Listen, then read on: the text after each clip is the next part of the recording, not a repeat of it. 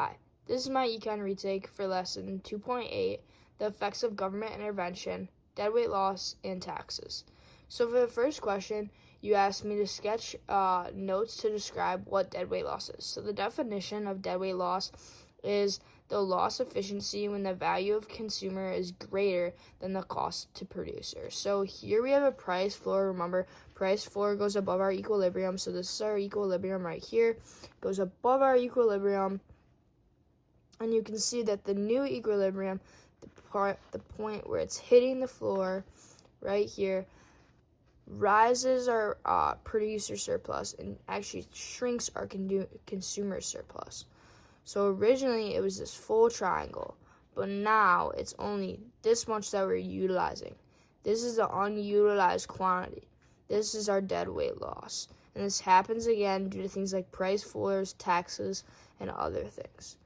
So the second question was, what's the difference between an exercise tax and a lump sum tax? So an exercise tax are a per unit tax on producers. So the goal is to ultimately decrease the production of a good that the government believes are dangerous or unwanted. So some examples of these are alcohol, cigarettes, and many others. Whereas a lump sum good is a one-time tax. So this is not a continuous tax. This is you produce the product once and the tax is placed and then it's done.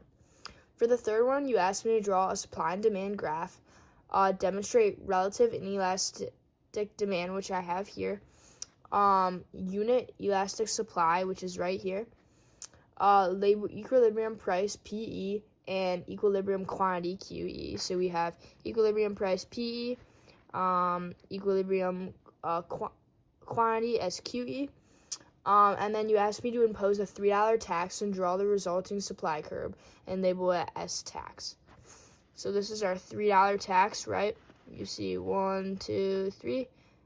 We're starting at 1 all the way up to 4. 1 minus 4 gives you 3. This is our $3 tax with our S tax as labeled. And based on the exercise tax, label the price the consumers pay and the producers pay.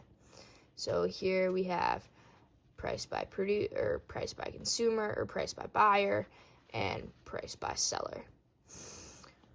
So the last question, you said, based on the graph from question 3, describe who will pay a greater portion of the tax, sellers or buyer. Explain why. So in this scenario, because the demand is relatively inelastic, more the tax burden falls on the consumer.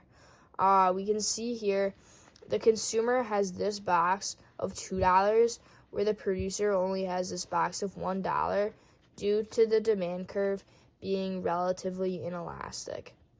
The more elastic it gets, the more the tax burden falls on the producer. Thank you so much.